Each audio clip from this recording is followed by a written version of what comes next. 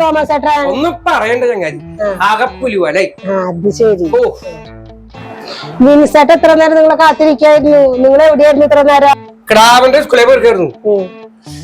അല്ല, കാറൊക്കെ വാങ്ങിന്ന് പറഞ്ഞിട്ട് വേഗം പോയി വന്നൂടെ? വല്ല കാര്യണ്ടാ? കാറൊക്കെ ഉണ്ടെന്ന് പറഞ്ഞിട്ട് എന്താ കാര്യം? കാറ് നമ്മള് വാങ്ങിയതേ ഒരു അന്തസ്സായിക്കോട്ടെ വെച്ചിട്ടുണ്ട്.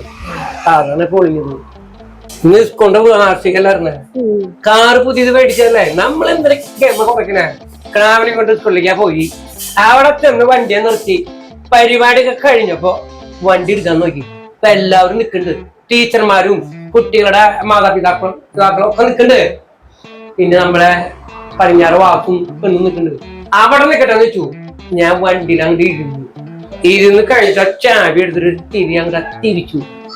ഒരെണ്ണക്കുള്ളിയ വീണ്ടും ഒരു തിരി അങ്ങോട്ട് തിരിച്ചു. എവിടെ ഒരു രക്ഷയില്ല. 18 ഞാൻ നോക്കി, നടന്നില്ല. അങ്ങനെ ഒരു കാര്യം ഉണ്ടായി.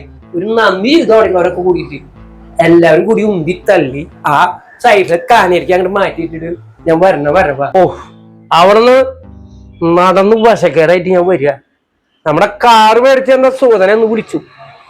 ഞാൻ അവനോട് പറഞ്ഞു, കാറ് വഴിയിൽ കിടക്കുക.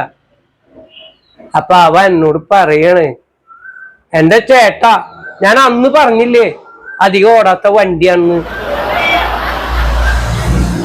എങ്ങനെയുണ്ട് ഇപ്പൊ? നീ നേരം കൊറേ ആയല്ലോ കണ്ണടയിൽ നോക്കിയിരിക്കണേ. ഈ മോന്തിന്നല്ലേ അതിലും കാണണേ. ഞാൻ നോക്കാറില്ല. വെറുതെ നിരാശപ്പെടാൻ. അതെ തോമസ് ചേട്ടാ, ഇന്ന് ഞാനും മോളും കൂടി പള്ളിയെ പോയിപ്പോളേ നമ്മുടെ സാറമ്മച്ചി പറയണേ ഏതാ അമ്മ ഏതാ മോളെന്ന് അറിയണില്ലാന്ന്. സാറമ്മ അങ്ങനെ പറഞ്ഞ? എന്റെ തോമസ് ചേട്ടാ, ഈ ആഴ്ച ഞാൻ പേഴ്സിൽ പോലും ചെയ്തിട്ടില്ല. ഇത്ര ചെറുപ്പത്തിലെ ക്രാവ് നിന്നെ പോലെ എന്ന് പറഞ്ഞാലേ ഈ ക്രാവിനെ കൊണ്ടുപോയിട്ട് വല്ല ഡോക്ടറെ കാണിച്ചോട്ടെ.